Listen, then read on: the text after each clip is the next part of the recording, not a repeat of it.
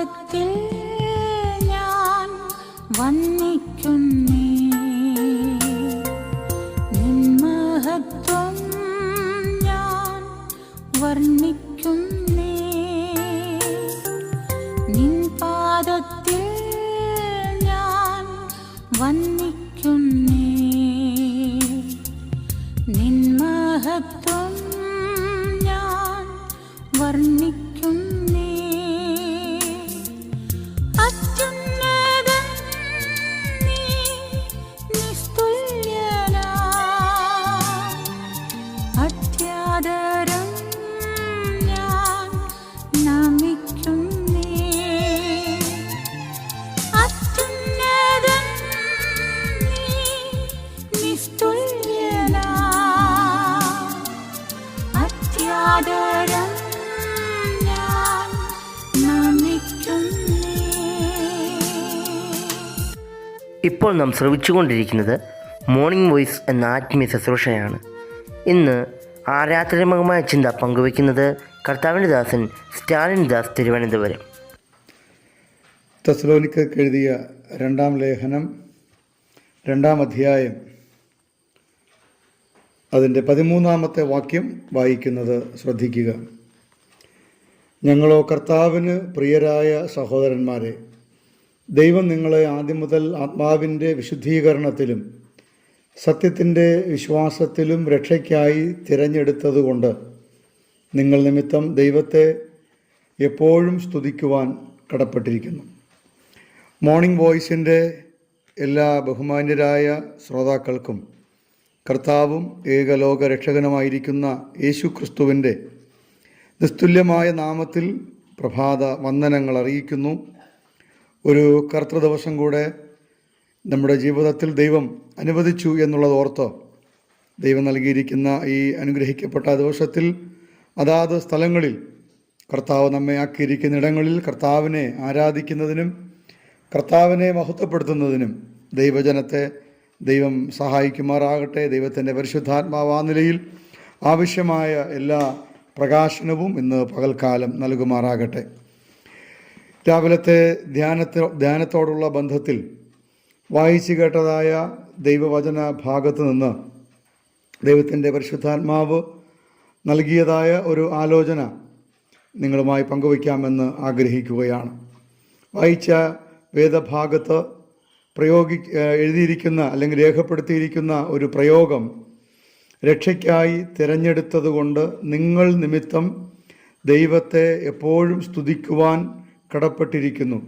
അപ്പോസ്തലനായ പൗലോസ് തെസ്സലോനിക്ക വിശ്വാസികളോടുള്ള ബന്ധത്തിൽ അവർക്കായിട്ട് എഴുതിയ 2-ാമത്തെ ലേഖനം, ആ ലേഖനത്തിൻ്റെ 2-ാമത്തെ അധ്യായത്തിൽ ദൈവത്തിന് സ്തോത്രം ചെയ്യുവാൻ അല്ലെങ്കിൽ ദൈവത്തെ സ്തുതിക്കുവാൻ പൗലോസിന് തെസ്സലോനിക്ക വിശ്വാസികളെ ഓർത്തുകൊണ്ട് സാധിക്കുന്നു എന്ന് പറയുമ്പോൾ ആ കാര്യത്തിന് കാരണമായിരിക്കുന്ന ചില കാര്യങ്ങൾ, ചില വസ്തുതകൾ ഈ ഭാഗത്ത് ദൈവാത്മാവ് രേഖപ്പെടുത്തുകയാണ്.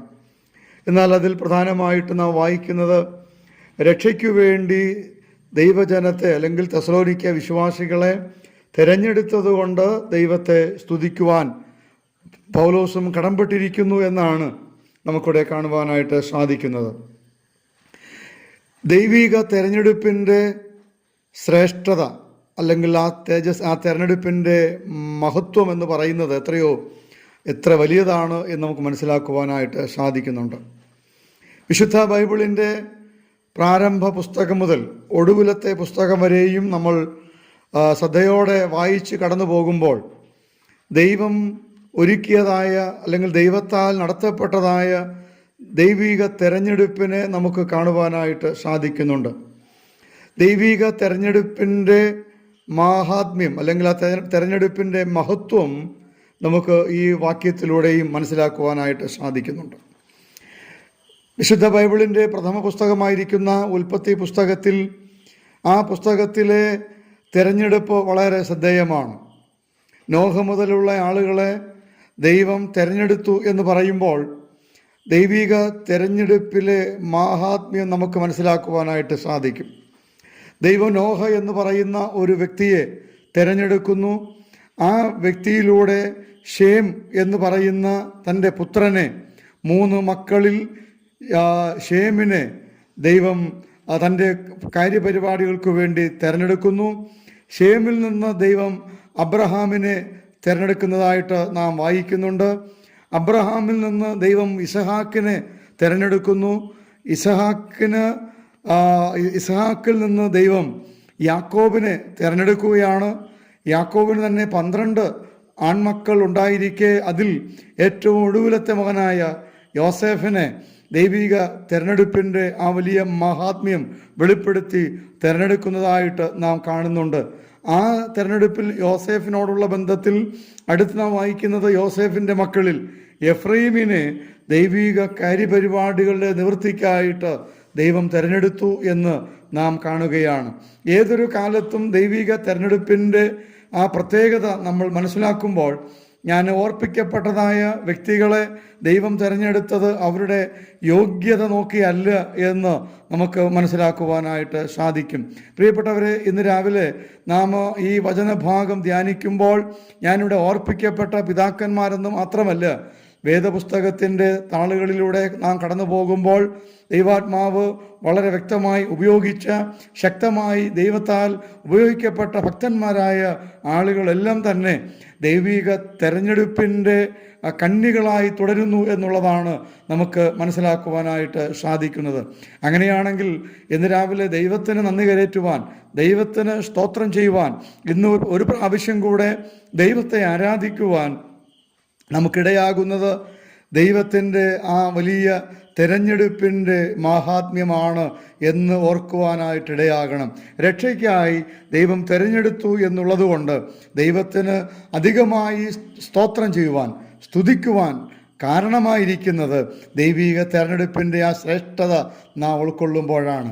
നമുക്കിന്ന് രാവിലെ ദൈവത്തെ നമുക്ക് നന്ദിയോടുകൂടെ ഓർക്കാം. ദൈവത്തിനെല്ലാം മഹത്വവും നമുക്ക് അർപ്പിക്കാം.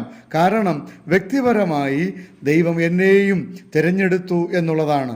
നമ്മുടെ ഒരുപക്ഷെ കുടുംബങ്ങളിൽ നമ്മുടെ പ്രിയപ്പെട്ടവരായ അനേകർ ഈ തെരഞ്ഞെടുപ്പിൻ്റെ ആ പദ്ധതിയിലേക്ക് വരാതിരിക്കുമ്പോൾ, ആ തെരഞ്ഞെടുപ്പ് എന്നോടുള്ള ബന്ധത്തിൽ അംഗീകരിക്കുവാൻ, എനിക്ക് ആ തെരഞ്ഞെടുപ്പിനെ ഉൾക്കൊള്ളുവാനിടയായി ദൈവം എന്നെയും രക്ഷയ്ക്കായി തിരഞ്ഞെടുത്തു. ദൈവത്തിൻ്റെ ആ നിത്യ കാര്യപരിപാടിയിലേക്ക് ദൈവം എന്നെയും ഉൾക്കൊള്ളിച്ചു. അതാണ് ദൈവസന്നിധിയിൽ ദൈവത്തിന് സ്തോത്രം ചെയ്യുവാൻ, ദൈവത്തിന് നന്ദി കരേറ്റുവാൻ തക്കവണ്ണം ഏതൊരു കാലത്തിലും ഒരു ദൈവ പൈതലിന് സാധിക്കേണ്ടിയത്.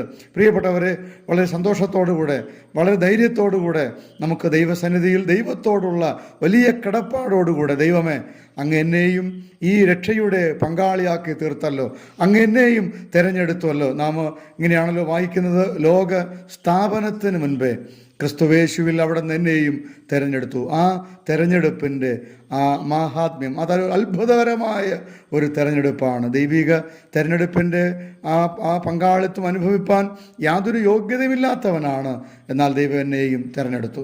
ഇന്ന് രാവിലെ ദൈവത്തിന് നന്ദി കരേറ്റാം, ദൈവത്തെ നമുക്ക് സ്തുതിക്കാം. കർത്താവ് എന്നെയും നിങ്ങളെയും ഈ രക്ഷയ്ക്കായി തിരഞ്ഞെടുത്ത് ദൈവത്തിൻ്റെ പക്ഷത്ത് നമ്മെയും ആക്കി വെച്ചതുകൊണ്ട് കർത്താവിനെല്ലാം മഹത്വം നമുക്ക് അർപ്പിക്കാം. ഈ രക്ഷയുടെ ഈ അനുഗ്രഹീതമായ തെരഞ്ഞെടുപ്പിന് കാരണമായി തീർന്ന ദൈവകുഞ്ഞാടായവൻ്റെ ത്യാഗ മരണത്തെയും നമുക്കിന്ന് രാവിലെയും സ്മരിക്കാം. കർത്താവ് നമ്മെല്ലാവരെയും സഹായിക്കുമാറാകട്ടെ.